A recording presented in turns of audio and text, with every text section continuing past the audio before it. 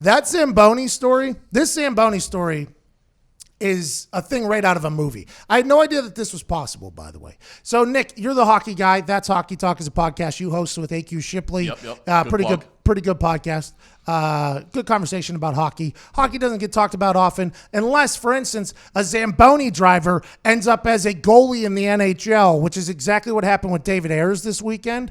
What are the rules on this? Because a lot of people are questioning this. So every home team designates what we call the emergency backup goalie. It's usually like a team employee who used to play in college, played some level of pretty good hockey. This guy played in the past, but right now he's like a beer league goalie. He's a Zamboni driver for the Leafs minor league affiliate, the Marlies, and I guess he suits up in practice from time to time, takes a couple shots. And he ended up being, after both goalies for the Hurricanes got injured, you took offense to the second goalie that got plowed, I believe. He was about 70 yards outside of his crease, got ran over. Got a little adventurous. He's out. In comes this Zamboni driver who said he didn't even know that the other goalie got hurt. He was just sitting in a back room waiting to get on that Zambone. And all of a sudden he started getting texts from his friends. So it was like, "You're up, pal." And he goes in. First two shots he sees, he lets in. Okay. First two shots he sees, he lets in. Coach Brindamore from the Carolina Hurricanes has a hilarious response on the bench. Just head down. He got one of them broken hockey noses.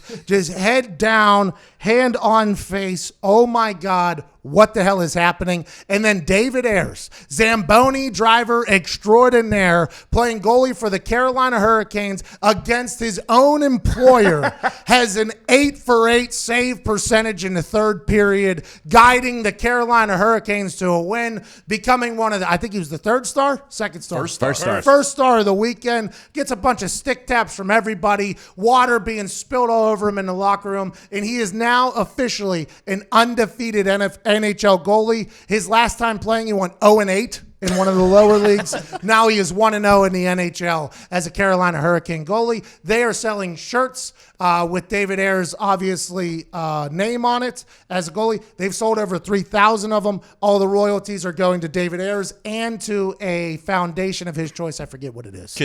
Kidney Foundation, which, by the way, Carolina Hurricanes are doing it right here. I think the Maple Leafs did it right. And David Ayres had the mental toughness to survive two just easy goals going by him to be 8-for-8 in the third period and get a big-time win. For the full-court shot in this happening is a much longer shot than Tyson Fury winning the fight this week. Tyson Fury is plus 420 for a knockout or something like that. Those two happening, probably plus 400,000 or something like that. Easily.